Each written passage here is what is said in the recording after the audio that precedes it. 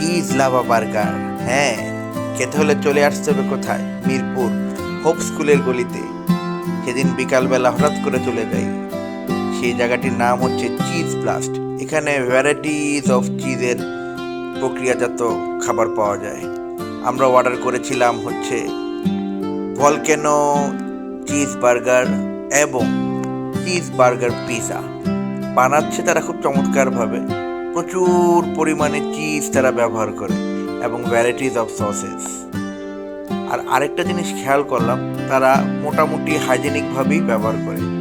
তারা প্রচুর পরিমাণে তাওয়া চিকেন গুলিয়ে বার্গারের ভিতর দিচ্ছিল, যার পরিমাণ কিন্তু যথেষ্ট বেশি আমার কাছে মনে হয়েছে।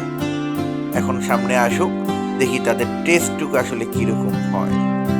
তারা স্লাইস চিজ ব্যবহার করে এবং তারা দেখলাম তারা এক ধরনের ছোট ছোট অলিভও তারা এর উপরে ব্যবহার করে। সামনে অলিভগুলি আসবে, আমি দেখলাম বোতলের ভিতরে অলিভগুলি রয়ে গেছে। তারা মোটামুটি হাইজিন মেনটেন করে বানানোর চেষ্টা করে। দেখা যাক টেস্টটা কীরকম হয়।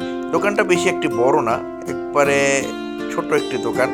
তবে তাদের খাবার টেস্ট কীরকম হবে খেলে বোঝা যাবে। তবে একটা কথা বলতেই হয়, যেহেতু দোকানের নাম চিজ প্লাস, এখানে ভরে ভরে ভরে ভরে চিজ তারা দিয়ে থাকে, সাথে ক্যাপসিকাম এবং আরও নানাবিধ জিনিস তারা এর ভিতরে প্রোভাইড করে। এই যে তারা সুন্দরভাবে এটাকে গার্নিশিং করে তারপরে বেক ওভেনের ভিতর দিয়ে দিবে। এই যে অলিভ চলে আসতেছে। এটা আসলে তৈরি হচ্ছে pizza burger, cheese pizza burger.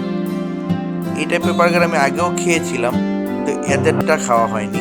আজকে দেখি কি হয়। চিজের স্প্রিঙ্কলিং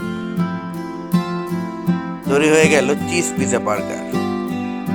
আর আরেকটা, এটা হচ্ছে volcano cheese lava burger. Wow, আসলে দেখতেও খুব ভালো লাগতেছে। এবং আমি যখন খেয়ে টেস্ট করছিলাম, এই বার্গারটুকু খুবই অসাধারণ। ধন্যবাদ।